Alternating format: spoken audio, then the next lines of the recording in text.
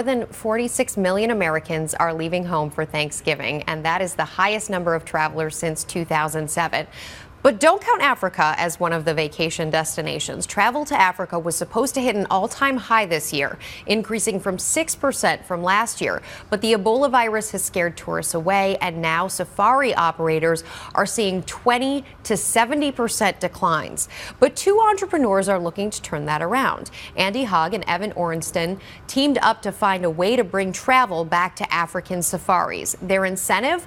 Profits will go toward building schools in Zambia and anti-poaching efforts. Some staggering poaching numbers caught our eye, and we want to call your attention to them. In Central Africa, the elephant population has declined by 64% in a decade. And in just 3 years, ivory-seeking poachers have killed 100,000 African elephants. I want to welcome Andy Hogg, co-founder and owner of Bush Camp Company and Mfuwe Lodge, and Evan Orenston, co-founder and executive editor of Cool Hunting. It's so nice to have both of you with us. Thanks for having us. Thank you. These are staggering statistics, and of course, as so many Americans have been following and people around the world have been following, the Ebola epidemic has really put a dent in things. Massive dent. Yeah. It's enormous, the impact. I mean, it's obviously an impact in Africa, but it's also an impact in the States, where tour operators are not getting phone calls or not getting emails, so their businesses are in trouble. But the impact in Africa is enormous. It's not only people's businesses, but it's projects, community and conservation projects, that are also going to be in jeopardy if we can't get this right. Because those private dollars, they create incentives, they create entire businesses, and a lot of that private money is what's going towards rebuilding communities in many parts of Africa. Right. Sure. And that's one of the things that we love about what Andy and Bush Camp Company does, is that he's a real pioneer in taking, putting a small fee in everyone's reservation every day and saying we're going to use that money towards conservation efforts locally in town. So explain how all of this works. We add into our rate a certain amount that we then use for our projects, and we do both community projects and conservation projects.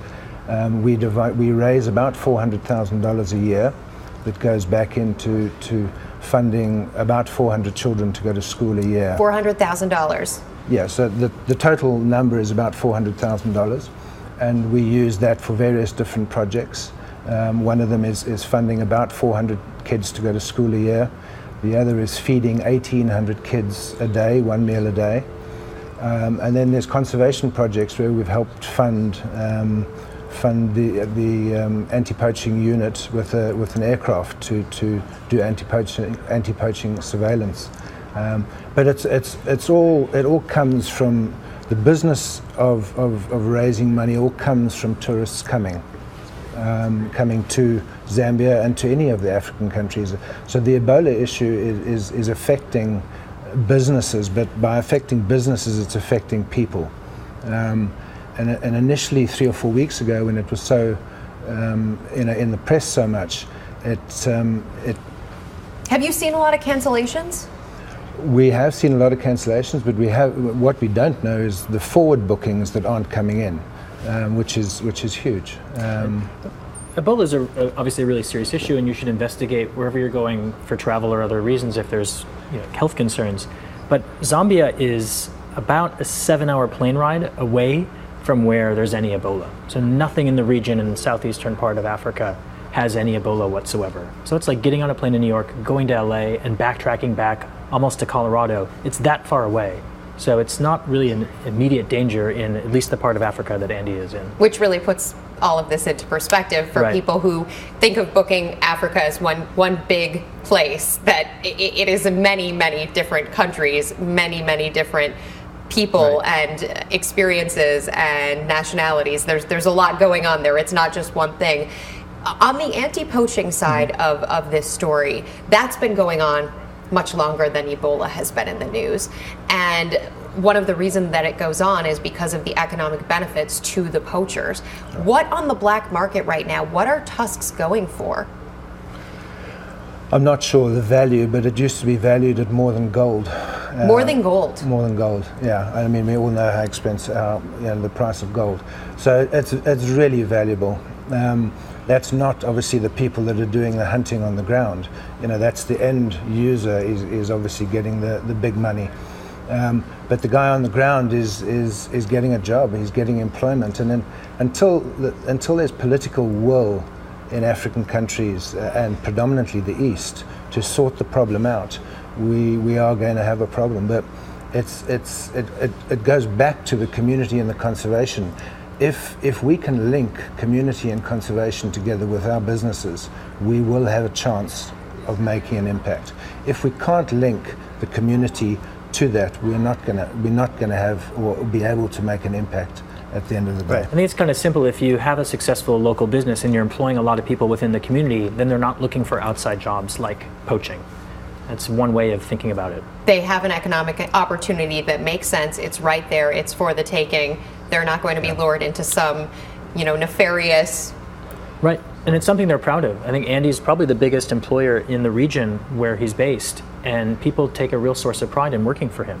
We're seeing on the screen right here elephants walking through what appears to be the lobby. Is that what you're going to see if you go on this safari?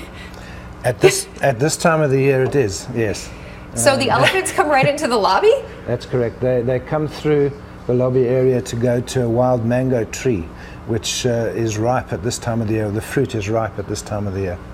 So, and that was at the zoo. And I'm sorry, this might sound ridiculous, but at the zoo, or even in most of the pictures of safaris that you see, they're somewhere farther away. But those people were standing right on the other side of what looks like check-in. Yeah, it's kind of amazing. I have been there a couple times. I've not seen that yet. We tend to go in the summer, which is the dry season. But you are very close to the wildlife, just feet away from just about every animal you can imagine. That's, I think, part of what makes going on safari so exhilarating, and in particular, doing it in the South Luangwa National Park, where the Mfuwe Lodge is based. It's amazing that the trust that the animals have in people to be able to do that, and they are 100% wild. It's not. These are wild elephants that we're seeing walking through the lobby. Completely wild, and I'm thinking somebody on the other side of that counter must have a pack of combos or something. Cheez-Its. I don't know what they like to eat, but. It's a really unique experience and an amazing experience to see. Andy and Evan, thank you so much for joining us. We really appreciate it. Yep. Thank you. Thank you. And thank you for joining us for Real Biz. We want to hear from you. Where are you heading for the holidays? Maybe not Africa, but we'd still like to hear about it. You can like us, tweet us at Rebecca Jarvis, and comment below. And from the studios in New York City, I'm Rebecca Jarvis. Have a great day.